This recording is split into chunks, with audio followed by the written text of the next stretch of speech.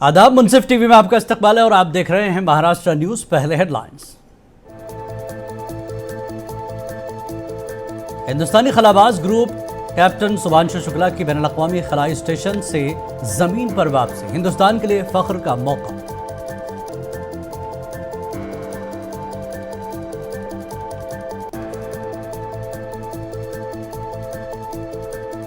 शुभांशु शुक्ला ने अपनी लगन, हिम्मत और इल्मी जज्बे के जरिए करोड़ों लोगों को किया मुतासिर। वज़ीर आज़म नरेंद्र मोदी ने शुक्ला को दी मुबारकबाद।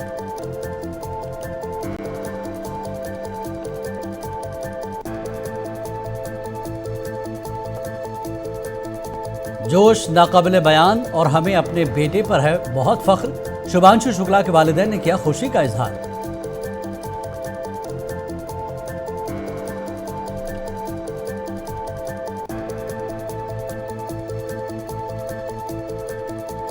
मारूफ कंपनी टेस्ला ने हिंदुस्तान में अपने पहले शोरूम का मुंबई में किया आगाज। महाराष्ट्र के वज़ीर आला देवेंद्र फडणवीस ने शोरूम का किया इफ्तिताह।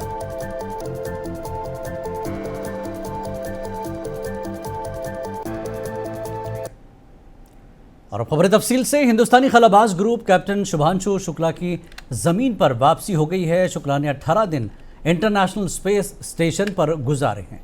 हिंदुस्तानी वक्त के मुताबिक से पहर 3 बजे शुक्ला समेत चारों खलाबाज कैलिफोर्निया के साहिल पर पहुंचे। ISS पर अपने क़याम के दौरान टीम ने कई तजुर्बात किए हैं। खलाई साइंस और टेक्नोलॉजी में हिंदुस्तान को अहम संग-ए-मील हासिल हुआ है।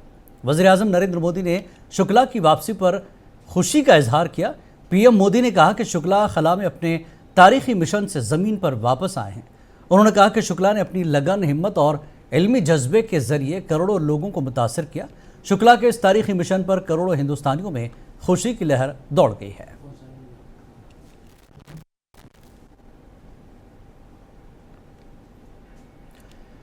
ग्रुप कैप्टन शुभांशु शुक्ला की जमीन पर वापसी पर उनकी वालिदा आशा शुक्ला का कहना है कि जोश नाकाबिले बयान है और हमें बहुत फख्र है।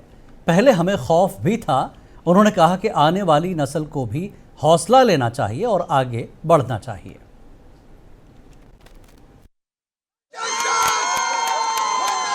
एक्साइटमेंट की कोई लेवल नहीं, कोई सीमा नहीं। एक्साइटमेंट इतना ज्यादा है और गर्व भी इतना ज्यादा है कि वो शब्दों में नहीं बयान कर सकते। ईश्वर साथ में है, ईश्वर ने ही उसको वहाँ पहुँचाया था, उसी की दुआओं से उसी के सब पहुँचाया था, उसी ने सब सुरक्षित लैंड कराया। सब कुछ वही है, कुछ नहीं। आगे आने वाली पीढ़ी को सबक लेना चाहिए, सीखना चाहिए। जिसको आगे बढ़ना है वो आगे बढ़े अपना इसी तरह से। बहुत खुशी है, बहुत खुशी है। हम तो गार्जियन हैं बहुत, और पूरे देश को खुशी है, आप सब लोगों को खुशी है कि बच्चा हमारा वापस सकुशल वापस आ गया। ये हमारे लिए और देश के लिए, सबके लिए गौरव। बहुत खुशी हो रही है, बहुत गर्व महसूस हो रहा है हम लोगों को। बहुत अच्छा लग रहा है, बहुत अच्छा लग रहा है कि मरकजी वज़ीर साइंस और टेक्नोलॉजी और खलाई उमूर राज्य जितेंद्र सिंह ने अपने रद्दमल में कहा कि ग्रुप कैप्टन शुभांशु शुक्ला का ये मिशन हिंदुस्तान के लिए फख्र का लम्हा है। As I said, it's indeed a moment of pride for the world, but a moment of glory for India, because one of her sons, one of her illustrious sons is coming back with a successful voyage, and more importantly, having performed those experiments which were assigned to him, which were exclusive, which never done before, which have a huge bearing on life sciences, on the well-being of the mankind across the world, which appropriately lives up to Prime Minister Modi's mantra of playing the role of a Vishwa Bandhu Bharat. There were 3 or 4 categories. One is, of course, related to the lives. And I also must point out over here, since you've given me this opportunity, that many of these kits, all these kits were indigenous, prepared within India, performed by an India. And the other department in the ministry, Department of Biotechnology, provided kits. Then some. Group captain Shubhanshu Shukla ने हर हिंदुस्तानी का sir फख्र से बुलंद कर दिया। लोगों ने इस तारीखी खलाई मिशन की कामयाबी पर मसरत का इजहार किया। बहुत ज़्यादा प्राउड फील हो रहा है, बहुत ज़्यादा एक्साइटमेंट है कि शुभांशु शुक्ला जो इंडिया की तरफ से रिप्रेजेंट करते हुए हमारी कंट्री को पहली बार ISS में गए हैं और वहाँ पे एक्सपेरिमेंट्स कंडक्ट कर रहे हैं, हमारे कंट्री का नाम रोशन करा है और वो सुरक्षित वापस आ गए हैं। तो ये हमारे लिए एक बहुत बड़ी अचीवमेंट है, एक बहुत बड़ी बात है। देखिए, इंडिया के लिए बहुत ही एक प्राउड मोमेंट है, क्योंकि हमारे भारत के एक नागरिक इसी भूमि से जन्मे हुए आज इंटरनेशनल स्पेस स्टेशन में इतना बड़ा एक मिशन कंप्लीट कर आए हैं। तो इंडिया के लिए बहुत ही एक प्राउड मोमेंट है, और एक प्राउड मोमेंट के साथ साथ एक बहुत ही स्ट्रेटेजिक मोमेंट भी है, क्योंकि इसके बदौलत ही इंडिया अब अपना गगनयान मिशन कंप्लीट कर सकता है, क्योंकि एक बहुत ही महत्वपूर्ण ये मिशन था, क्योंकि इससे पहले राकेश शर्मा जी गए थे और मीनवाइल कोई भी बड़ा एस्ट्रोनॉट इंडिया की तरफ से नहीं गया था इंटरनेशनल स्पेस स्टेशन पे, तो इतना कुछ आइडिया नहीं था इंडिया के पास। बट अब जब हमारे पास एक अच्छा एक्सपीरियंस है तो हम लोग अब अपने गगनयान मिशन को और अच्छी तरीके से परफॉर्म कर सकते हैं। खुशी तो बहुत है, बिल्कुल हिंदुस्तानी है तो बिल्कुल खुशी के लिए बहुत ही अच्छा मौका है हमारे लिए। और मतलब देखा जाए तो एक कड़ी में एक और नया कदम बना है आफ्टर कल्पना चावला, राकेश शर्मा, अब एक और नाम हमारी इसी कड़ी के अंदर है, सुधांशु शुक्ला। तो बच्चों के लिए, बड़ों के लिए और सभी हिंदुस्तानियों के लिए बहुत ही एक प्राउड मोमेंट है, and we should be proud for this. बहुत ही सरियल मोमेंट था मेरे लिए, मेरी पूरी फैमिली के लिए, कि वो वापस आए स्पेस पे, और बहुत अच्छा लग रहा है सबको, बहुत जेन्युइनली बहुत अच्छा लग रहा है कि वो वापस आए और सेफली आए। तो वहाँ पे बातें चलती थी इस बारे में कि वो क्या रिसर्च कर रहे हैं, उनके खाने में क्या चल रहा है, और वो मैंने तो स्पेशल रिक्वेस्ट उनसे पूछी थी कि एक बैक फ्लिप कर दे, तो वो भी उन्होंने किया था। तो मुझे बहुत अच्छा लगा उनसे बात करके, वो भी स्पेस में। रूटीन इतना तो उन्होंने नहीं शेयर किया वैसे तो, बट वही कि जैसे आई थिंक ईटन स्टीबे ने डिस्कस किया था कि वो सुबह 6 बजे उठने का टाइम होता है, 6 से 7 बजे, और 9 बजे इज सोने का टाइम। कोई स्पेशल तैयारी नहीं है, क्योंकि मामा सबसे ज्यादा चेरिश वही करते हैं कि बैठ के इंटेलेक्चुअल वे में बात करना, तो वही प्लान है, अच्छे से बैठ के बात करेंगे, एक्सपीरियंसेस शेयर करेंगे। बहुत प्राउड फील हो रहा है, बहुत सरियल फील हो रहा है। फिर से मैं वही बोलूंगी, सबके लिए बहुत मोटिवेटिंग है, हर स्टूडेंट के लिए, हर मदर के लिए, हर फादर के लिए बहुत मोटिवेटिंग है। बहुत इलेक्ट्रिक गाड़ियों की मारूफ कंपनी टेस्ला ने हिंदुस्तान में अपने पहले शोरूम का आगाज कर दिया है। टेस्ला ने मुंबई में अपना शोरूम खोला है। महाराष्ट्र के वज़ीर आला देवेंद्र फडणवीस ने इस शोरूम का इफ्तिताह किया। हिंदुस्तान में टेस्ला के बाज़ाब्ता दाखिले का खैर मकदम करते हुए देवेंद्र फडणवीस ने कहा कि कंपनी ने महाराष्ट्र पहुंचकर बेहतरीन इंतखाब किया। मुझे यकीन है कि टेस्ला सही हालत में और सही शहर में आई है। उन्होंने हिंदुस्तान में कंपनी के लॉन्च इवेंट में कहा कि हम तवक्को करते हैं कि टेस्ला यहाँ मैन्युफैक्चरिंग से लेकर सप्लाई चेन तक अपना मुकम्मल इलेक्ट्रिक व्हीकल सिस्टम कायम करेगा। उन्होंने मजीद कहा कि महाराष्ट्र ईवी सरमायाकारी के लिए एक आला मकाम बना हुआ है, जिसे तरक्की पसंद पॉलिसियों और मजबूत इंफ्रास्ट्रक्चर की हिमायत हासिल है। The entrepreneur capital of India, not just financial, commercial and entertainment capital, but also the entrepreneur capital of India. Mumbai stands for innovation. Mumbai stands for sustainability. And I think Tesla, as you have rightly said, is not just a car or a car company. It is all about design, innovation and sustainability, for which Tesla stands as a testament. And I think that is the one and only reason that it is loved globally. I must share with you that in 2015, when I went to US, I had my first ride in Tesla. And then I thought that we require such vehicle for mobility in India. But it took you 10 years to come to India. But we are very happy that finally you are here. Maharashtra हुकूमत शराब की नई दुकानों के licence देने पर लगभग 5 दहाइयों पुरानी पाबंदी को ख़त्म करने वाली है। ये पाबंदी 1974 से नाफिज थी। रिपोर्ट के मुताबिक रियासत अपनी एक्साइज पॉलिसी में एक बड़ी तब्दीली के हिस्से के तौर पर 328 नए वाइन शॉप लाइसेंस जारी करने का इरादा रखती है, जिसका मकसद रियासत की आमदनी को बढ़ाना है। अपोजिशन महाविकास ने इसकी फैसले के खिलाफ एहतजाज किया है। आज महाविकास आघाडीच्या वतीनं पायऱ्यावर येणाऱ्या काळामध्ये राज्य सरकारकडून महसूल वाढीच्या नावाखाली 328 दारूचे दुकानाचे परवाने देण्याचं निश्चित होतंय वेगवेगळ्या महसूल आयुक्तालयाच्या माध्यमातून।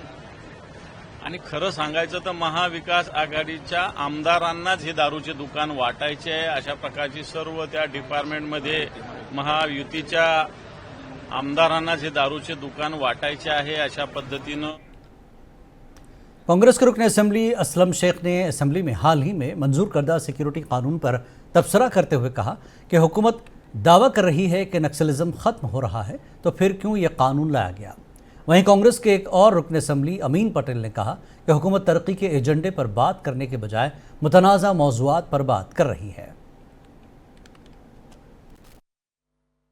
उनका हेतु ये था, अब वो तो कर नहीं पाए, तो कॉन्स्टिट्यूशन के अंदर जो अधिकार सभी इंसानों को जो दिया गया है, सभी जाति के समाज को जो दिया गया है, अब उसके ही विपरीत जो है अलग अलग तरीके से बिल अलग अलग राज्यों में लाए जा रहे हैं। उसी तरीका एक बिल जो है पिछले सदन में हमारे पास हुआ, बेसिक है इसके अंदर। उस एक तरफ आप कहते हो कि नक्सल जो है इस महाराष्ट्र से खत्म हो रहा है, शहर तक का रह गया, कुछ गांव पुरता रह गया। जब एक तरफ आप कह रहे हो कि नक्सलवाद खत्म ही हो रहा है, तो फिर ये कानून उनको लाने की क्या जरूरत थी। और दूसरी बात जो सबसे अहम ये है कि आप बोलते क्या हो, आप करते क्या हो, और इसका फायदा किसको होने वाला है। ये सीधी सीधी बात है कि जो मेन मुद्दे हैं, यानी आप देखिए कि एक छोटी सी अगर आपने पोस्ट कर दी तो 4-4 साल तक का इंसान अंदर जो है सड़ रहा है। अब एक मुद्दा ये भी है कि भाई किसान आंदोलन हुआ, किसानों के खिलाफ वाला बिल था, लोगों ने विरोध किया, तो उस विरोध के अगेंस्ट में उनको पीछे जाना पड़ा, बिल वापस लेना पड़ा। लेकिन इस तरीके के जो बिल अलग अलग राज्यों में आएंगे, उसका जो है पूरी तरीके से दुरुपयोग आने वाले दिनों में आपको दिखेगा। कि जो लोग संस्कृत में श्लोक पढ़ते हैं वो संस्कृत में श्लोक पढ़ेंगे ना, वो मराठी में श्लोक नहीं होगा, संस्कृत का श्लोक संस्कृत में पढ़ा जाएगा। अजान जो है अरबी में दी जाएगी। मराठी सीखना चाहिए, और मराठी सिखाने के लिए वो कितना आग्रह है, कितना इम्प्लीमेंट करना चाहते हैं मालूम नहीं, मगर हम जो है मराठी की फ्री कोचिंग क्लासेस शुरू करने जा रहे हैं। और इस देश के कोने से लोग आए हुए, फिर वो ओडिशा से आए, वो मध्य प्रदेश से आए, वो बिहार से आए, वो उत्तर प्रदेश से आए, वो वेस्ट बंगाल से आए, जिसको भी मराठी सीखना है हम फ्री में मराठी सिखाएंगे। रुकन असेंबली रईस शेख ने हुकूमत की मैगजीन लोक राज्य की उर्दू ज़बान में इशात बंद करने पर तशवीश का इजहार किया। उन्होंने कहा कि इस मैगजीन के जरिए लोगों को हुकूमत की स्कीमों समेत दीगर अहम मालूमात फराहम होती थी।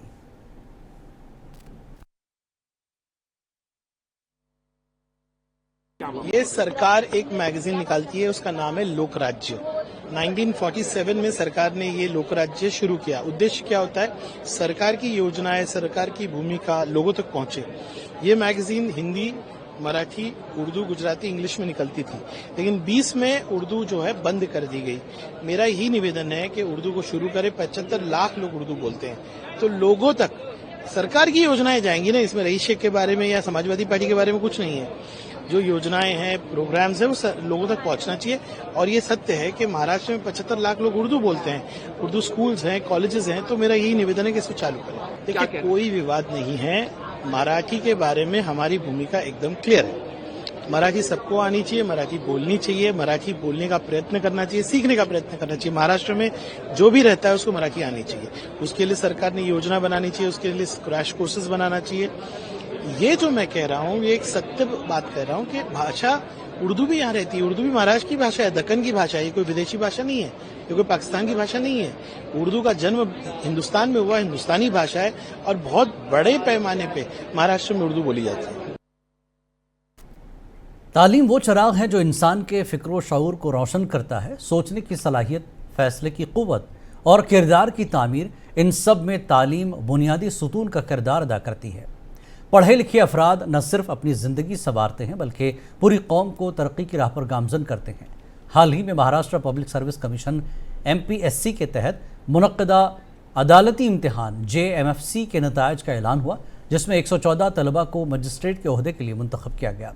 इनमें 6 मुस्लिम उम्मीदवारों की कामयाबी नहायत खुशाइंद और काबिल फ़ख्र है।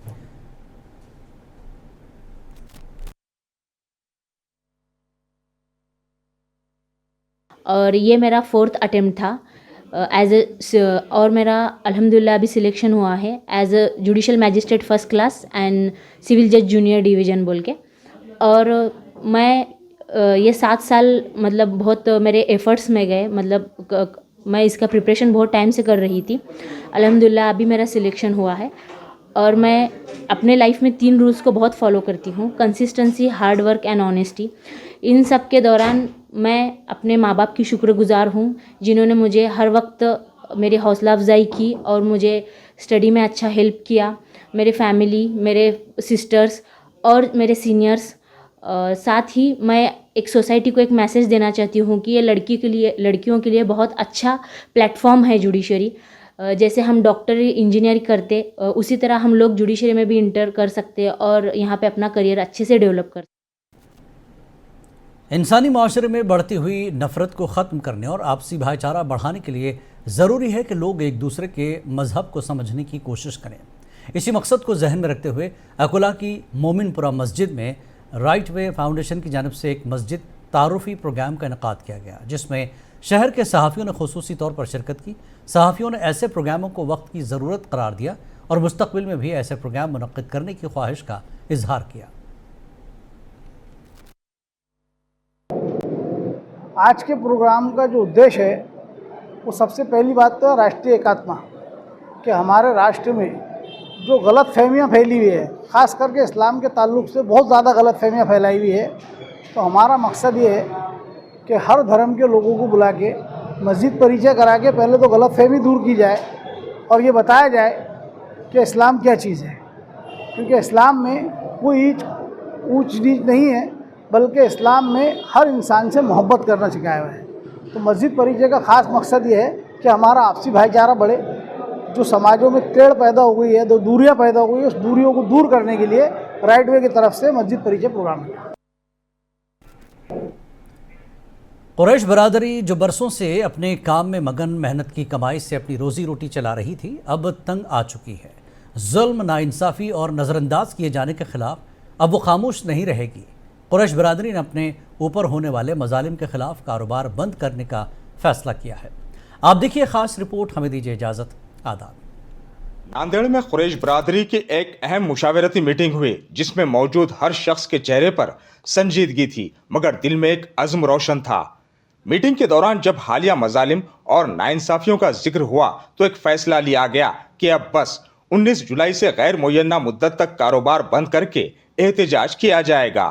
जुमे के दिन से सलाटर जुमे तक रहेंगे, हफ्ते को बंद रहेंगे, बेमुद्दत बंद रहेंगे और हमको कानून से लड़ना है। कानून के इख्तियार में रह के काम करेंगे और हमारा पूरा बीफ का मार टोटल बंद कर दिया हमने, और जो भी लाएंगे इसका जिम्मेदार उन्हें रहेंगे। कुरैश बरादरी की इस जुर्रतमंदाना तहरीक को वंचित बहुजन अघाड़ी ने न सिर्फ सराहा बल्कि साथ खड़े होने का ऐलान भी किया। पार्टी के रियासती नायब सदर फारूक अहमद ने एक प्रेस कॉन्फ्रेंस में कहा कि जुल्म के खिलाफ आवाज बुलंद करना वक्त की जरूरत है। कुरैश बरादरी ने जो फैसला लिया है, हम इस तहरीक में इनके शाना बशाना खड़े हैं। उन्होंने हुकूमत को सख्त तनकीद का निशाना बनाते हुए कहा कि ये सिर्फ कुरैश बरादरी का कारोबार नहीं, बल्कि किसान, ट्रांसपोर्टर और आम आदमी सभी इससे जुड़े हुए हैं। हुकूमत को संजीदगी से कदम उठाना होगा कि जो नफरती चिंटू है, जो लोग खूंखार लोग हैं, जो आपके मॉब लिंचिंग करते हैं, ऐसी जहरीली तंजीमों को माशी सपोर्ट मत दो। अगर आप अपने जुबान के चस्के के लिए ये पाबंदी वाले जानवर अगर कट रहे होंगे तो ये हफ्ते किसको जा रहे हैं? कौन गाड़े आड़ा के पैसा ले रहा है? आप अपने ही मुखालिफिन को, जो आपके दुश्मन है, उनकी ताकत बढ़ा रहे हो फिर। इसलिए कुरैश बिरादरी का बहुत अच्छा फैसला है। उन्होंने अपने नुकसान को, अपने कारोबार को नुकसान में करने मुनासिब समझा, लेकिन उन्होंने ऐसी ताकतों को जो आपके खिलाफ काम करती है, उनको ताकत और माशियत की ताकत जिनसे मिल रही थी, उनकी नसें काटने का एक बहुत अच्छा फैसला किया। फारूक अहमद ने इस बात का भी इजहार किया है कि कुरैश बरादरी को बंद के दौरान पेश आने वाले माशी मसाइल के हल के लिए उम्मत मुस्लिमा को आगे आकर उनकी हर तरह से मदद करने की जरूरत है, ताकि वो अपने मुतालिबात को मनवाने तक अपना एहतजाज जारी रख सकें। कि आपके पास में गौरक्षा के नाम पर जो बच्चों को उचकाया जा रहा है, चंद पैसों के लिए इनसे गाड़ियां अड़वाई जाती है, गुंडागर्दी कराई जाती है, क्राइम की तरफ ढकल रहे उसको व्यवस्था। इस व्यवस्था के खिलाफ हिंदू समाज ने भी उठ के खड़ा होना चाहिए। किसानों की इस तकलीफ के खिलाफ में हिंदू समाज ने भी उठ के खड़ा होना चाहिए। यहाँ धर्म और जाति का सवाल नहीं है, ग्रामीण अवस्था का, खेती की व्यवस्था का सवाल है। खेती की व्यवस्था, किसानी की व्यवस्था हमारे ग्रामीण का असल भारत है, और उसको डिस्टर्ब करने का, उसकी लाइफलाइन, उसकी इकोनॉमी को डिस्टर्ब करने का काम अगर ये सरकारें कर रही है तो इसके खिलाफ में एहतजाज हर एक ने करना चाहिए। ये तहरीक सिर्फ दुकानें बंद करने का ऐलान नहीं है, ये एक तबके की खुदी, उसके वक़ार और उसके वजूद की लड़ाई है। कुरैश बरादरी ने यह पैगाम दिया है कि अगर उनकी माशी, समाजी और कानूनी हैसियत पर हमले होंगे तो वो खामोश नहीं बैठेंगे। अब नजरें 19 जुलाई पर जमी है, वो दिन जब कुरैश बरादरी कारोबार बंद करके सड़कों पर उतरेगी। मुंसिफ टीवी के लिए नांदेड़ से जमीर अहमद खां की रिपोर्ट।